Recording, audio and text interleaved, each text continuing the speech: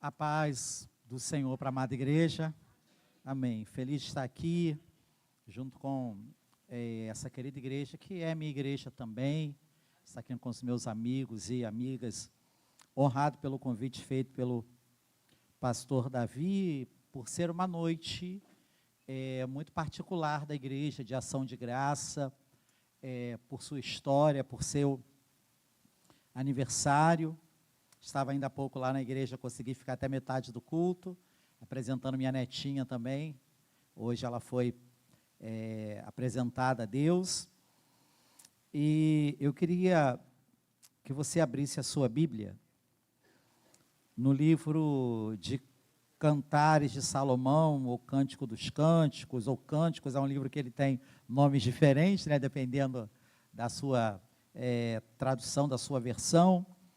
Capítulo 6, versículo 3. Enquanto você está aí achando, nós estamos hoje baseados em um tema central que está em Romanos 11, 36. Né? Porque dele, por ele e para ele são todas as coisas. Glórias, pois, a ele eternamente. Amém. E o versículo que vamos ler aqui é um versículo que ele estará submisso a esse tema central. Diz assim: eu sou do meu amado e o meu amado é meu. Esse versículo você vai achá-lo 3 vezes em Cantares de Salomão, e por incrível que pareça, cada uma das 3 vezes ele tem uma significância diferente, uma aplicação, são detalhes que vai dar uma leitura diferente. Mas eu queria, a título de introdução, dizer que definir igreja pode ser algo muito simples ou muito complexo. O que é uma igreja? A leitura que se faz, a conclusão que se chega acerca da definição de uma igreja, ela pode ser uma instituição, ela pode ser uma religião, ela pode ser uma denominação. Costumamos falar que ela é o corpo de Cristo, um corpo que deve se mover por uma cabeça pensante chamada Jesus. E a igreja, a título de missão, ela tem 2 missões, assim, falando de uma forma bem resumida e simples, que é a missão focada para o exterior, dela para fora, que é a evangelização. E a partir daí, nossos cultos, as nossas programações, os ministérios da igreja, eles se movem no sentido dessa perna da igreja chamada evangelização. Mas a igreja, ela não é sustentada apenas pela evangelização, ela tem uma outra perna chamada ensino, que é para dentro. E aí vai a ortodoxia bíblica, a sã doutrina, a liturgia da igreja, o credo da igreja, o estatuto de uma igreja, e nós temos tido algumas dificuldades com relação a fazer essa leitura de forma honesta, de quando a igreja ela funciona para a sociedade, qual é o seu papel, qual deve ser a modulação da sua fala, no sentido de interferir no curso da sociedade, né, no sentido de agregar alguma coisa que seja espiritual e positiva, uma vez que a sociedade ela está sofrendo afetamento nesse exato momento de tantas outras instituições, né, de tantas outras forças, de tantos grupos. E quando o pastor Davi me passou aqui esse tema, né, porque dele, por ele, para ele são todas as coisas, eu fui levado na mesma hora a esse texto aqui de pertencimento. Eu sou do meu amado e o meu amado, ele é meu. Uma poesia em um livro muito complexo da Bíblia, chamado Livro de Cantares, ou Livro dos Cânticos. É uma poesia que trata sobre o amor entre um homem e uma mulher, que vai perfigurar também a relação de Deus com Israel e a relação de Cristo com a igreja. E quando a gente vê aqui a Sulamita dizendo, eu sou do meu amado e o meu amado é meu, ora, é uma confiança muito grande, é uma certeza muito grande de ter e de ser, né, de pertencer e de ter posse também. Você imagina o significado de você poder, com toda a sua verdade, dizer, eu sou de Jesus e Jesus é meu. Falando assim, de uma forma mais natural, parece um jargão, mas é profundo demais.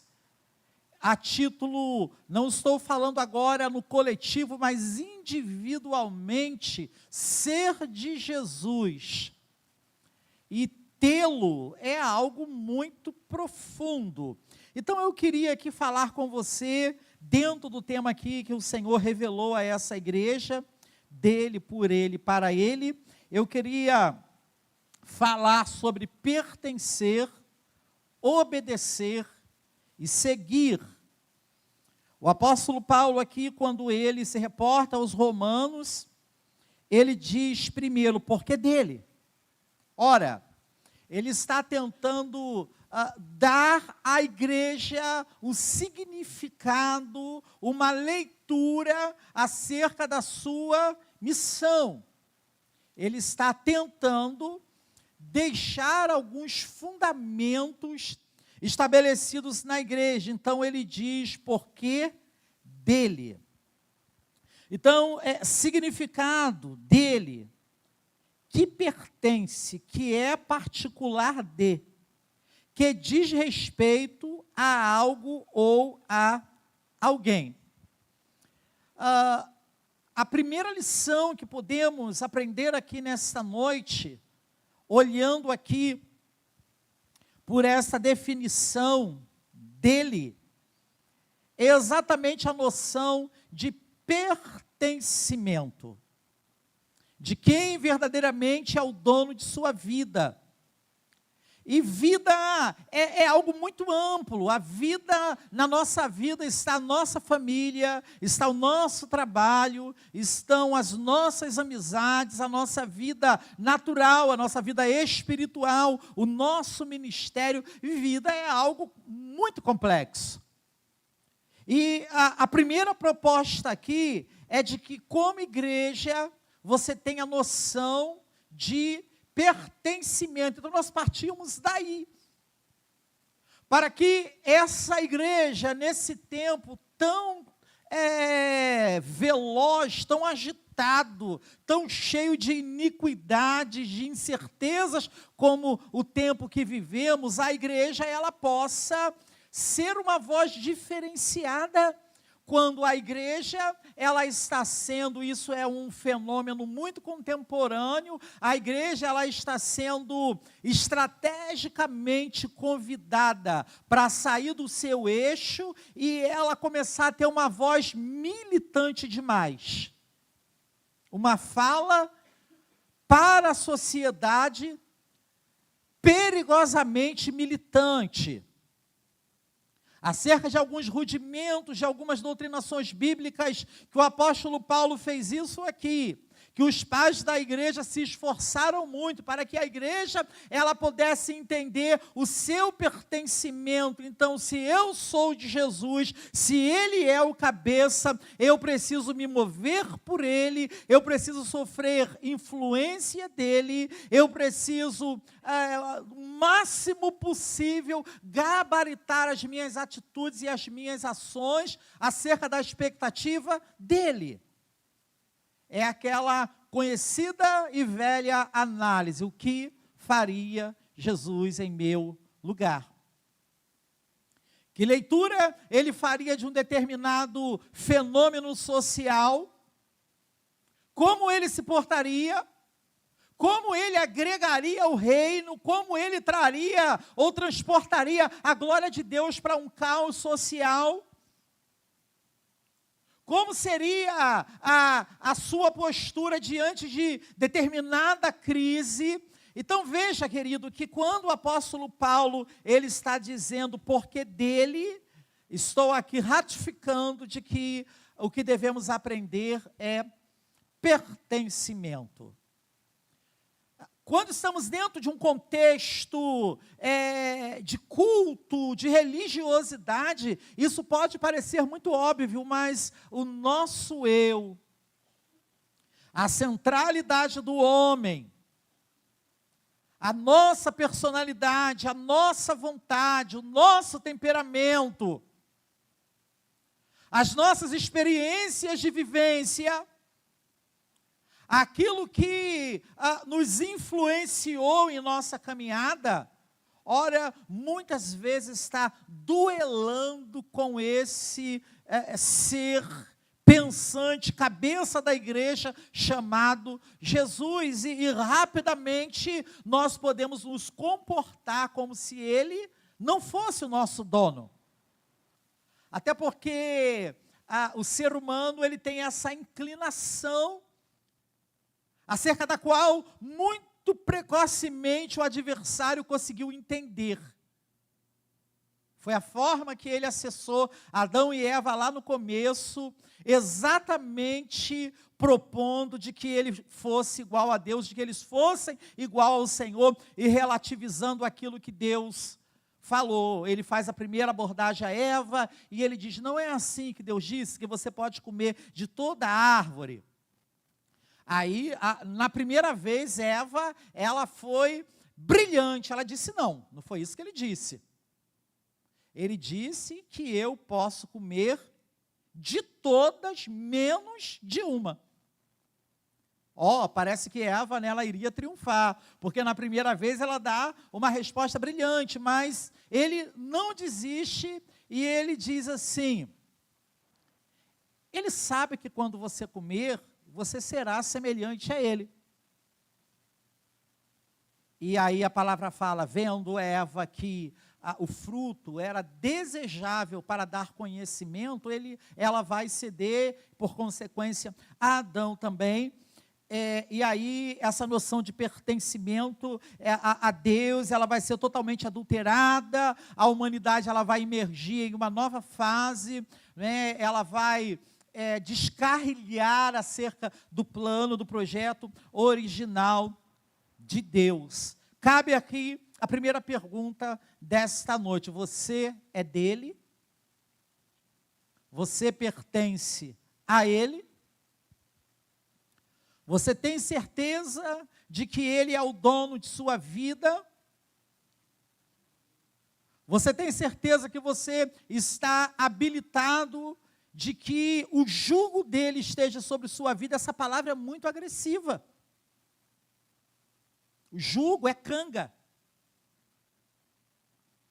Eu fui algumas vezes visitar um missionário lá em Minas, e ele tinha uma caminhada, um sítio, e ele tinha um caminho que ele fez de oração.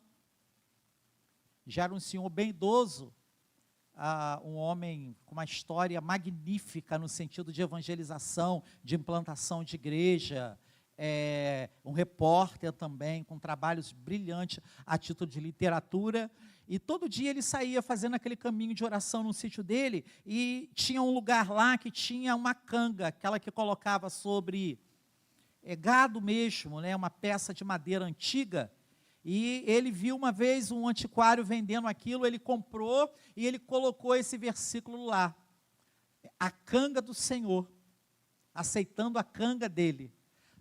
Essa coisa de ouvi-lo mais, de percebê-lo mais, devo ou não devo, vou ou não vou, faço ou não faço, é bom ou é ruim. Deve ser uma relação muito íntima, sabe? O que ele quer, qual é o plano, qual é o propósito. Se ele fala para ir, eu devo ir. Se ele fala para ficar, eu devo ficar.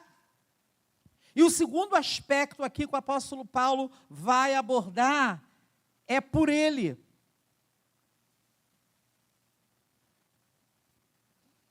E essa preposição, ela vai estabelecer uma relação de subordinação, de dependência.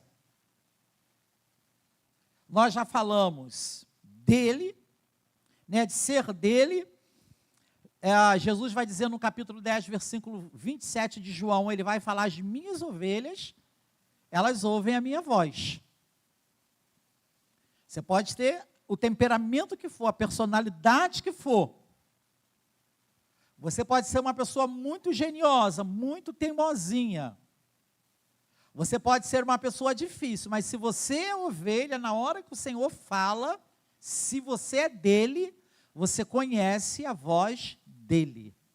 É Jesus quem está falando. E em segundo lugar, por ele, é essa coisa de estabelecer uma relação de subordinação, de depender dele. Nós vivemos um tempo, e claro que você sabe porque você está alocado nesse século, nessa sociedade, nesse mundo emergente que vivemos, e aonde fala-se muito em uma carreira solo, de você triunfar pelo seu mérito, na sua força, no poder da sua intelectualidade, não é? De você romper com as convenções, de você não pertencer a ninguém, de que você não é dono de ninguém, de que você não tem que dar satisfação para ninguém, de que você não deve ser manipulado por ninguém, e aí nasce um indivíduo muito desconfiado de que, será que de alguma forma a igreja quer me manipular? Será que de alguma forma a pregação ela está tentando me seduzir a tomar uma decisão, a adotar um determinado comportamento, e esse problema todo desse século tem dificultado muito de que se escute a voz do Espírito Santo, de que se escute a voz do Senhor. A informação hoje, amados, ela é uma outra história com relação a 100 anos, a 50 anos, a 10 anos atrás. Tudo está veloz demais. Hoje você tem o professor aí das plataformas digitais, que tudo que você quer saber, uma pessoa vai fazer um exame, ela já vem no caminho, já vendo o que deu no exame, já se diagnosticando, ela já vai avisando: eu estou com isso, vou fazer esse tratamento, ela já sabe de tudo. Ela está passando um determinado problema lá, ela já vai lá e pesquisa como esganar o marido, e já vai pesquisando ali, não é, de como colocar a Dona Maria no lugar dela, e já vai buscando informações, e são muitos pseudos pensadores, são muitos ícones, né? São muitas pessoas que exercem influência sobre a sociedade, e às vezes essa relação da igreja de subordinação, sabe, quando nós olhamos para a palavra, e aí a gente vê que o Senhor, Ele colocou tanta expectativa na igreja, foi confiado à igreja coisas tão grandiosas, coisas tão poderosas, quantas palavras bíblicas acerca da igreja, acerca daqueles que perseveram no Senhor.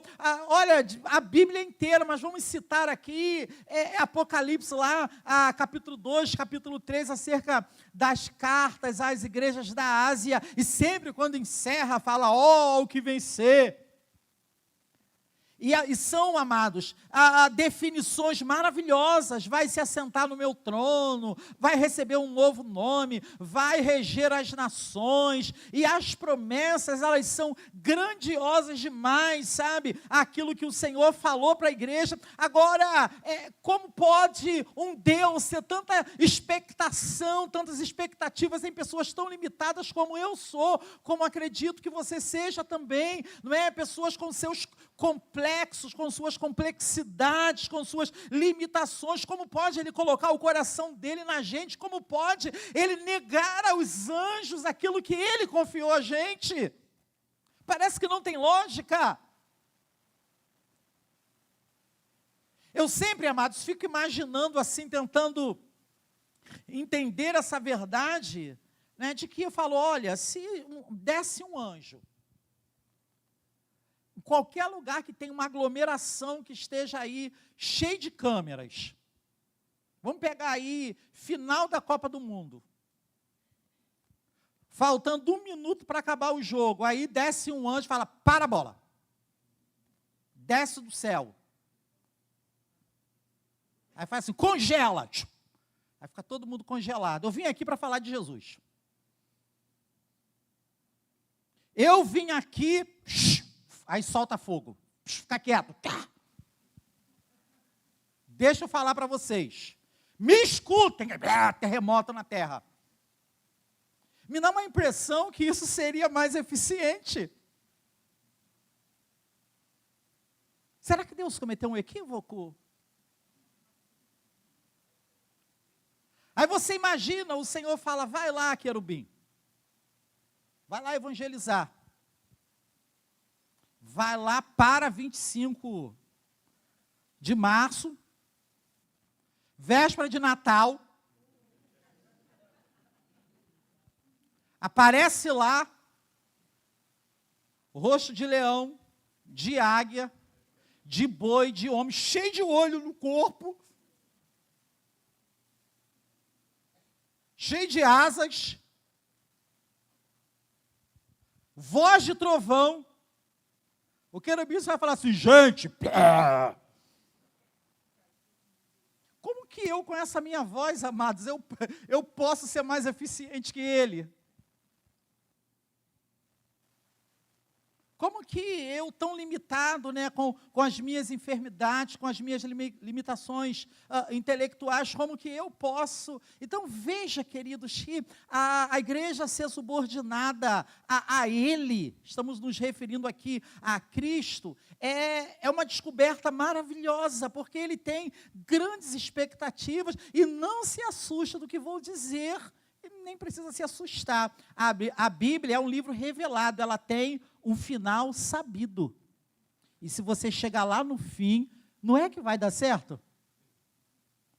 Não é que a igreja vai funcionar? Não é que ela vai conseguir ter sucesso e acessar pessoas de todas as culturas? Resumindo o fim da Bíblia, eles venceram. Isso é o fim da Bíblia. E a Bíblia fala de uma grande multidão. E quando você aprende a se mover por essa submissão, essa fala, síndrome de Elias, não é? Só fiquei eu. Do meu naipe só tem eu. O zelo que eu sinto pela igreja, ninguém mais tem, só eu que sou líder. O Senhor fala, Elias, baixa a bola. Como você tem pelo menos 7.000. Ok, a Bíblia escreve, narra a história do profeta Elias, dos outros não, mas é Deus falando do teu naipe, da tua estatura, tem outros 7.000 que não se corromperam, que não contaminaram os seus lábios. Eu não sei se todos aqui têm noção do significado no Antigo Testamento dessa coisa de lábios impuros. Era um momento histórico ali da nação de Israel, isso vai acontecer tanto em Judá como em Israel também, de que eles vão se inclinar aos pequenos deuses. Então eles tentavam ter uma aliança com Deus, assim, visivelmente, mas eles escondiam pequenas imagens e beijavam. Ídolos. Quando Isaías fala lá no capítulo 6, eu tenho lábios impuros, ele está querendo dizer, eu sou um daqueles que muitas vezes Deus usa essa expressão, os seus lábios são impuros. Por quê? Porque eles beijavam ídolos.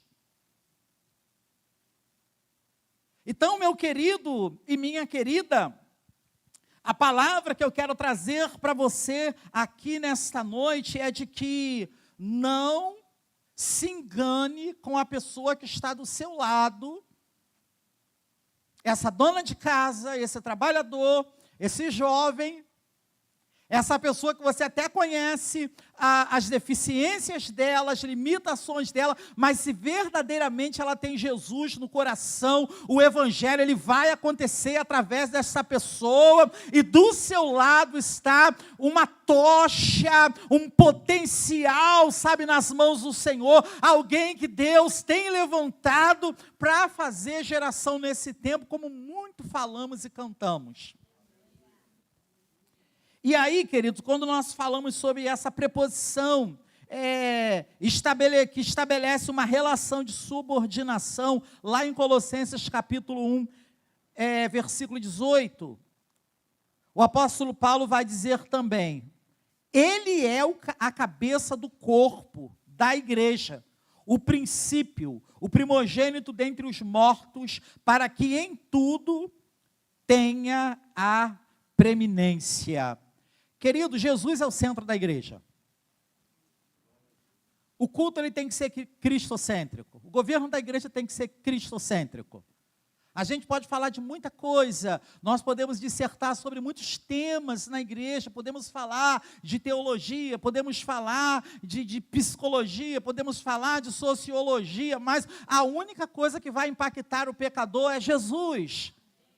É o nome de Jesus que tem autoridade, é o nome de Jesus que faz essa ligação entre o trono, entre o universo e traz aqui para a terra, sabe? É benevolências espirituais, é o nome de Jesus, sabe, que vai impactar o nosso adversário. Querido e querida, volta aqui a falar, a igreja ela está embarcando em uma furada. Quando eu falo igreja, sempre eu tenho consciência que não são todos, e tenho sim, verdadeiramente essa consciência, mas a igreja, ela tá mídia demais, a igreja, ela está politizada demais, a igreja, ela está militante demais. A palavra vai nos deixar claro que as nossas armas, elas devem ser espirituais, não é? A palavra vai deixar muito claro que, por mais que eu seja um cidadão desse tempo, mas eu tenho uma cidadania celestial, a minha guerra não é contra carne nem sangue, mas contra as forças espirituais da maldade, sabe? Essas forças que atuam no ambiente espiritual e está adoecendo a humanidade. Queridos, para o nosso adversário, não importa se o indivíduo ele tem religião A ou B, se é ateu, se ele é de uma religião intelectualizada, ou se é de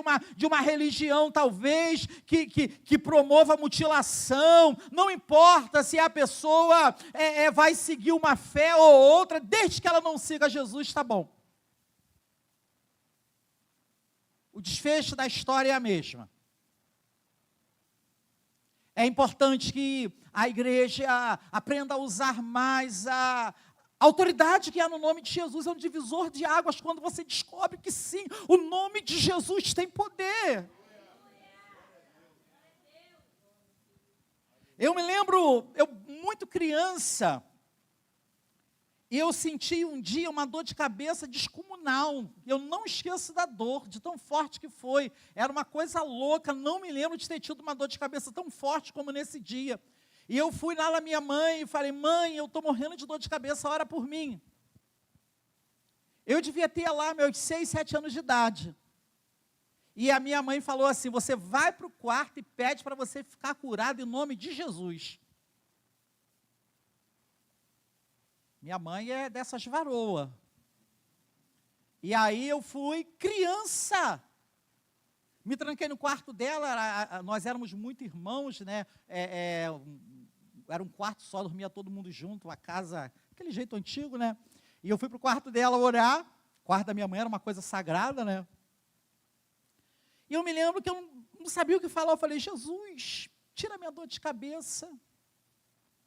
E eu me lembro que minha mãe estava lavando roupa, eu fui lá, puxei o vestido dela, era muito pequenininho, eu falei, mãe, Jesus me curou.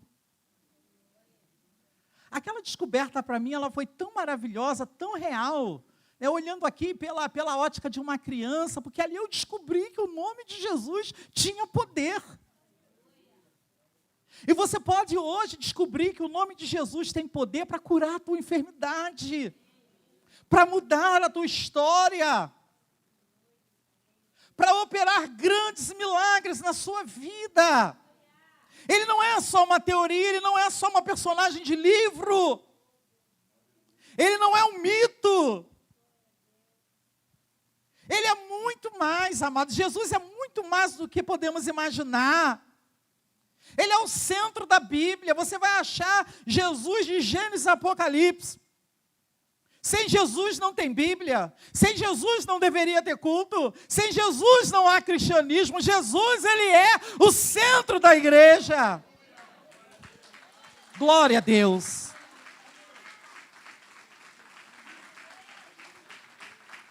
A ele toda a honra, toda a glória, todo o louvor. Quanto mais você puder falar do nome de Jesus, fale do nome de Jesus. Quanto mais no culto você puder citar o nome de Jesus, cite o nome de Jesus. No meio da sua conversa, fale o nome de Jesus. Está namorando, fale o nome de Jesus. Problema com o filho, fale o nome de Jesus. É relação. E o último ponto aqui é a preposição para ele, que vai dar uma noção de sentido, uma orientação aonde se deve chegar. Algumas pessoas, elas são muito ávidas em planejar, em se comprometer, principalmente a pessoa que é sanguínea por temperamento, né? Ela tem essa coisa, tudo ela é voluntária. Se eu falar aqui nessa noite, eu vou fazer aqui uma dinâmica, e eu queria 2 voluntários, os sanguíneos não se aguentam, eles são o primeiro que levanta e vem. E muitas pessoas, amados, elas são assim, muito rápidas em dizer, eis-me aqui, aí você já pega um melancólico, ele analisa, né? Ele para dizer um sim, ele vai carregar a responsabilidade para o resto da vida. O pastor chega para o sanguíneo e fala, vem cá, eu posso? Pastor, estamos juntos, fechamento. Aí encontra o irmão ali, na mesma hora o irmão fala, olha só, eu estou com o negócio lá para capinar, conta comigo, estou junto. Aí na porta o amado da imagem fala, estou junto com você, ele vai se comprometendo com todo mundo. O melancólico não, ele vai analisando, ele vai pensando. Mas enfim, a gente veio aqui para falar de Jesus. E algumas pessoas, o que eu queria dizer é que elas perdem a orientação. Perde sentido. Quantas promessas, amado? Olha, eu não estou aqui mistificando essa coisa, o altar. Claro que a gente sabe que o altar, no sentido literal, ele tem um significado lá para o judaísmo, né? A gente sabe que o púlpito aqui ele tem um significado mais de um lugar para ensinar, né? Para conduzir o culto, conduzir a palavra. Mas quantas pessoas que vieram aqui à frente fizeram promessas que não cumpriram? Se um dia você disse para o Senhor, eis-me aqui, você pode se esquecer, ele não. Por essa razão, que lá no capítulo 5 de Cantares, de Eclesiastes, vai estar escrito assim, guarda o teu pé quando entrares na casa de Deus. Não te precipites em pronunciar palavra alguma diante de Deus.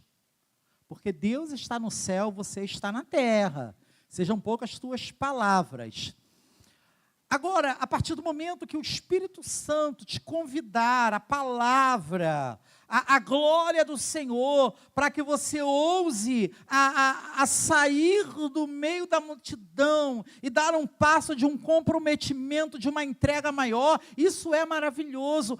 E quantas pessoas que vieram aqui, que disseram para o Senhor, eis-me aqui, essa palavra foi para mim, quantas pessoas que foram impactadas mesmo, e elas foram mudadas por aquela experiência que pode parecer muito comum. Eu sempre fui um crente assim, de tudo eu vim aqui no altar. Eu era assim. Eu me lembro quando eu voltei para a igreja, eu fui criado na igreja, enfim, toda uma história com a igreja, mas um momento da minha adolescência eu fiquei bem afastado da igreja, mas quando eu retornei, eu trazia uma marca assim comigo, mesmo sendo adolescente, mas que seria um problema muito sério para mim, e que eu não conseguia identificar. Eu era muito vingativo. Eu me lembro que um dia, eu estava com os meus 13 anos de idade, eu estava jogando futebol, um campeonato. E um parente meu, ele foi assistir o jogo, ele já havia combinado com todo mundo. E ele me chamou na beira do campo e falou assim, aqui, toma uma bala, né, para você jogar mascando chiclete. Eu fui na beira do campo, peguei, daqui a pouco estou vendo todo mundo rindo. Quando senti um gosto de pimenta na boca, a minha língua toda azul, todo mundo, coisa de moleque. Olha, mas eu fiquei tão chateado com aquilo, tão chateado. E eu não tirei aquilo da cabeça. Eu falei, não, ele vai ter que comer pimenta também. Mas não tinha jeito, ele já era um adulto, um homem, né, casado, pai de família, eu era quase uma criança. E eu fui um dia visitar um colega meu, já tinha passado quase um ano, ele falou assim, olha, meu pai tem uma pimenta aqui, que manda para o hospital. Na mesma hora eu falei, é essa.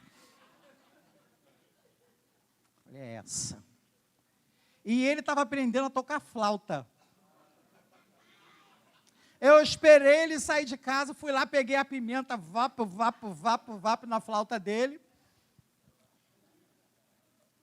Fiquei esperando ele tocar a flauta, claro, né, que quando ele foi tocar a flauta, ok, deu um problema muito sério, né, ele ficou muito chateado, e ok, eu volto para a igreja, olha como é que é as coisas, vai um dia um senhorzinho lá pregar, e ele falou assim, olha, a gente vingativa não vai para o céu. Eu falei, mas Jesus já me encontrou aqui? E ali com minha cabecinha de adolescente, aquela palavra foi tão para mim, amado, tão para mim. E aí ele fala assim, se tem alguém nessa noite que precisa de ser liberto de sentimento de vingança, vem aqui. Eu falei, poxa, o cara pode pedir tudo, né? Quem quer ser obreiro, quem quer ir para o campo, mas quem quer amar, mas não resisti. Quando eu vi, eu estava lá. Senhor, tira isso de mim. Tira isso de mim. Eu esqueci todo mundo, eu chorei como um crente deve chorar. E sabe o que o Senhor tirou, amados? Eu virei um adulto liberto desse sentimento que poderia criar tanto problema. Então aqui, né, a igreja é um lugar de que a gente faz muitas promessas para o Senhor. Vou contar aqui a saideira para vocês. Eu, ainda nesse começo meu de caminhada cristã, eu estava paquerando a minha esposa. Ela era de uma igreja, eu era de outra, mesmo ministério, mas ela era de uma outra igreja. E a igreja lá, além de ser um pouco longe, há quase 40 anos atrás, São Gonçalo era muito difícil de ônibus. Então era assim, acho que agora está pior, né? Mas o último ônibus eu tinha que pegar lá, era 10 e pouca. Se eu perdesse aquele ônibus, eu ia ter que pegar um outro ônibus para Alcântara, era mão de obra, às vezes tinha que ir a pé até Alcântara, às vezes tinha que vir de Alcântara para cá a pé, eu morava aqui em Boa Vista, era muito complicado. E a gente foi lá com um grupo de jovens. Normalmente o culto nessa igreja acabava muito tarde, lá a minha igreja não, ela tinha horário para acabar, mas essa igreja tá 11 e pouca e o fogo está caindo, está toda aquela igreja dela. Aí eu estranhava muito isso, e eu pedi os pais para os jovens ir comigo. Toma oportunidade, daqui a pouco eu olhei, eu falei, cara, não vai dar 10 horas, nem o pregador começou a pregar ainda. Aí, o irmão que estava lá, que na época era um irmão, não sabia que ele viria a ser meu pastor no futuro, ele falou assim, olha só, o pregador vai pregar, Eu vou pedir os obreiros para ficar na porta. Se o jovem de Boa Vista for embora, segura. Ninguém vai embora. Amados, meu sangue subiu.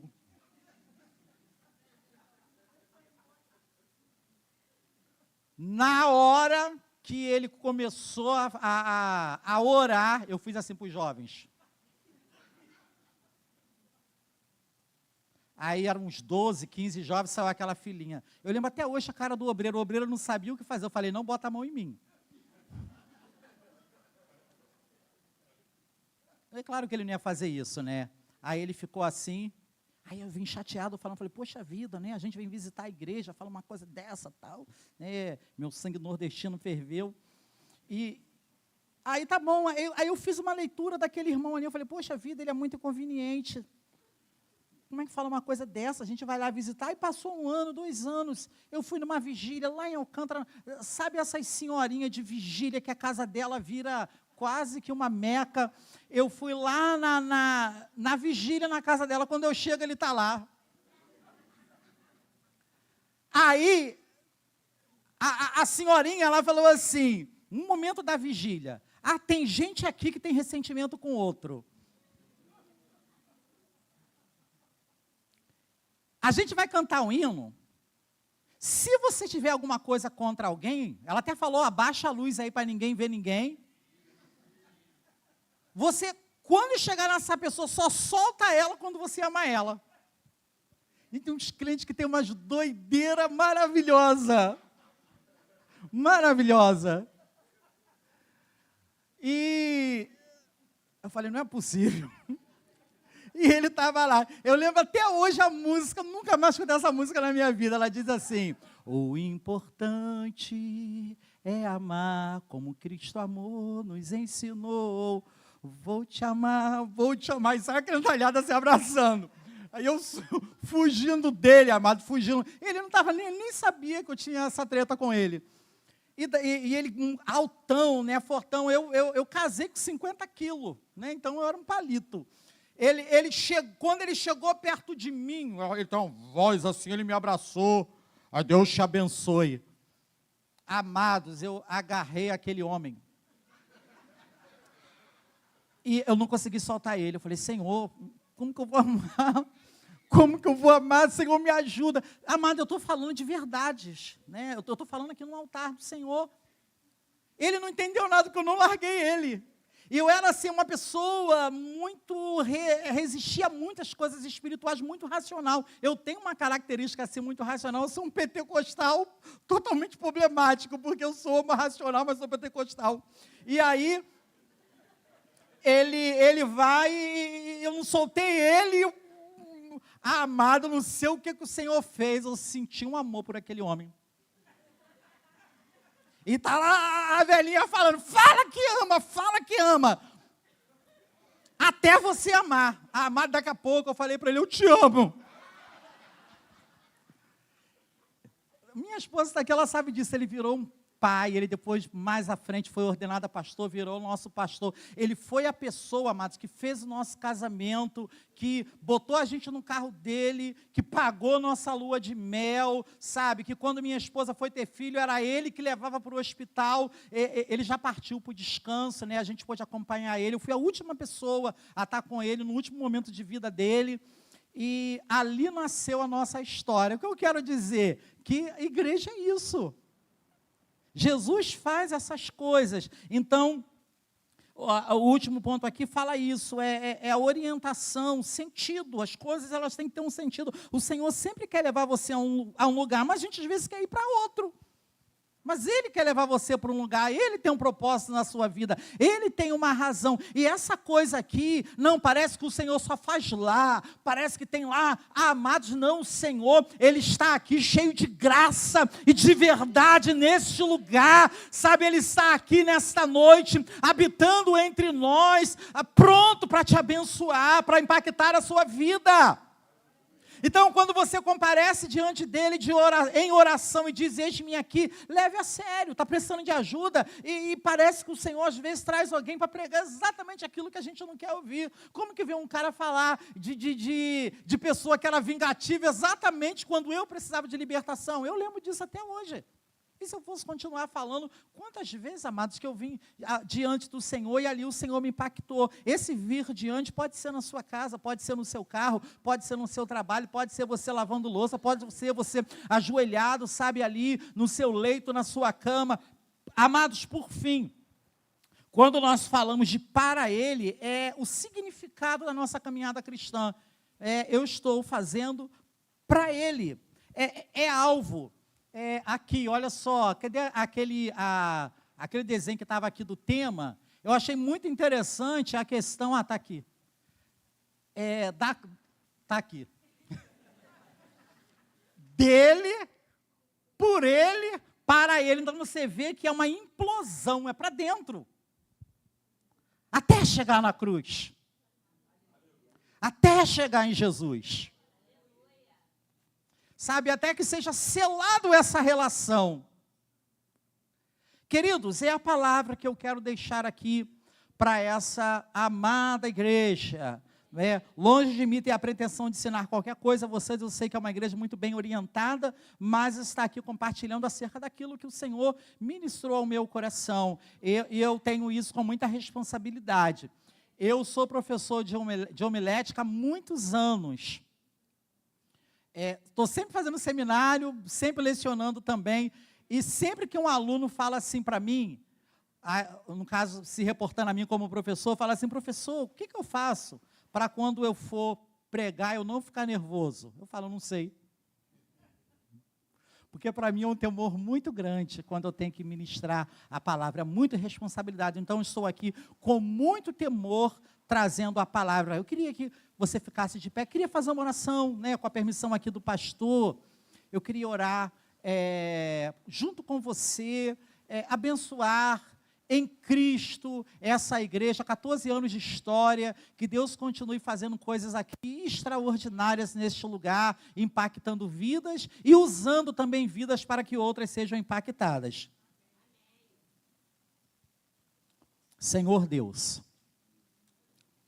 eu quero te louvar por essa igreja, pelos 14 anos, já fazem aí alguns anos que eu tive o privilégio de que o meu caminho cruzasse o caminho do pastor Davi, da sua família, dessa igreja. Ó Deus, um amado que tem sido bênção para a gente, para a minha igreja também, para a minha vida. E aqui, Senhor, nessa noite de gratidão, como o teu servo dizia aqui no início do culto, quantas lembranças, Senhor, ó Deus, quantas memórias, que o Senhor continue escrevendo uma linda história aqui neste lugar. Que o Senhor salve muitas pessoas, que esse ensino, essa perna da igreja chamado ensino que é para dentro dela, Senhor, que às vezes nós queremos transformá-la em uma fala militante para fora, mas aquilo que cremos, aquilo que concordamos, aquilo que não concordamos, nós ensinamos aqui neste lugar, e aquilo que falamos para fora é o nome de Jesus, é o amor dele, é a mensagem da cruz. Ó Deus, que o Senhor acenda tochas aqui neste lugar, Senhor. Ó Deus, que o Senhor renove vidas aqui neste lugar, que o Senhor fortaleça os fracos, que o Senhor use os fracos, Senhor, também, a partir do momento que eles digam, forte sou no Senhor. Ó Deus, anima os obreiros a cada dia, esforça, porque a voz do Espírito está sempre lá dizendo, tenha bom ânimo, não tenha medo, eu sou contigo, Senhor. Ó Deus, que o Senhor possa a cada dia dar direcionamento, Senhor, capacidade de suportar, de enfrentar em Cristo e de triunfar, porque a igreja está destinada aos maiores triunfos, Senhor, como nos diz a tua palavra. Eu abençoo esta casa, este ministério, as famílias que aqui congregam, em nome de Jesus. Amém. Amém. Pessoal, um beijo, um abraço para todos. Obrigado pela oportunidade.